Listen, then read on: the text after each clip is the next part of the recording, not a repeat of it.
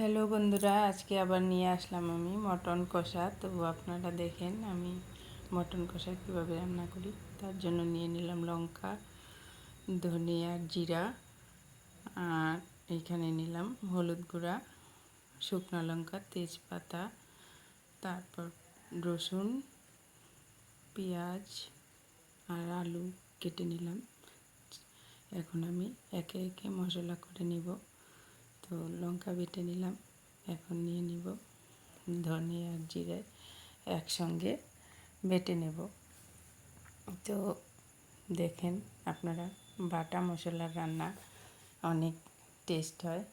তো আমি গুঁড়ো মশলা ব্যবহার করি না। তো আমার ধনে আর জিরা বাটা হয়ে গেল।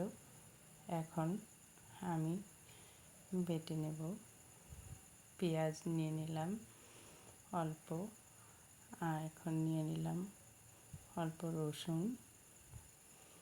তো আর নিয়ে নিলাম আদা। এখন আদাটা ছেঁচে নেব, ছেঁচে একসঙ্গে বেটে নেব। তো বাটা হয়ে গেল। এখন আমি আলুটা ভেজে নেব। তো আলুতে দিয়ে দিলাম অল্প হলুদ গুঁড়া আর একটু লবণ দিয়ে ভালো করে নেড়ে চেড়ে আলুটা লাল লাল করে ভেজে নিলাম। এখন আমি মাংসটা মেখে নেব। তো মাংসতে দিয়ে দিলাম পেঁয়াজ, গোটা রসুন, তারপর দিলাম তেজপাতা। এখন দিব আমি হলুদ গুঁড়া 1 চামচ, 2 চামচ, আর দিয়ে দিব এখন বাটা মশলা। তো দিলাম লঙ্কা বাটা।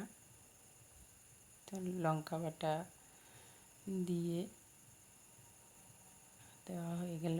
এখন দিব ধনে আর জিরা একসঙ্গে বাটা মশলাটা দিয়ে দিলাম, দিয়ে লবণ দিলাম। লবণ দিয়ে এখন দিয়ে দিব আদা, রসুন আর পেঁয়াজ বাটা। পেঁয়াজ বাটা দিয়ে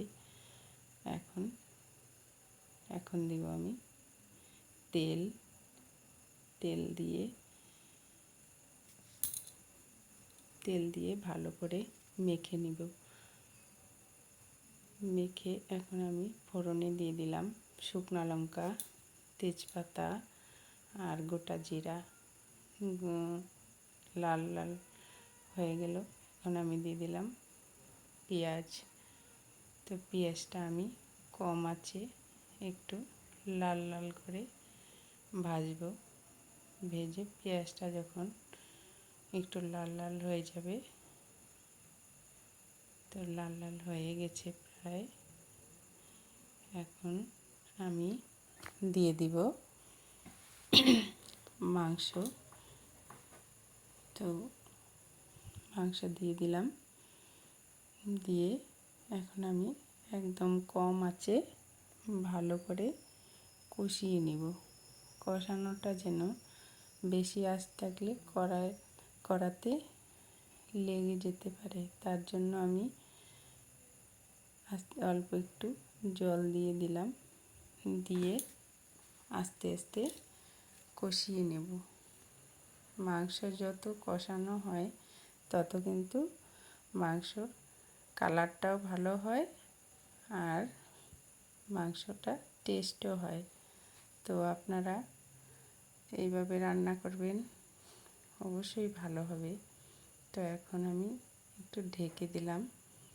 তো ঢাকনা খুলে এখন আমি আর একটু নেড়ে চেড়ে, তো এখন আলুটাও দিয়ে দিলাম, দিয়ে আর একটু কষিয়ে নেব মাংসের সঙ্গে। আলুটা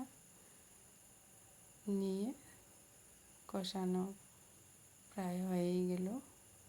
মাংস দেখুন সিদ্ধ হয়ে গেছে। একটু ঢাকা দেওয়াতে মাংসটা ভালো হয়ে ভালো করে সিদ্ধ হয়ে গেছে। এখন আমি ঝোল দিয়ে দেব। তো ঝোল দেওয়া হয়ে গেল, ঝোল ফুটে উঠেছে। এখন আমি একটু গরম মশলা গুঁড়ো দিয়ে নামিয়ে নিব। তো দেখেন কালারটা কি সুন্দর হয়েছে। তো আপনারা এইভাবে রান্নাটা করবেন। তো আমি এখন নামিয়ে নিব।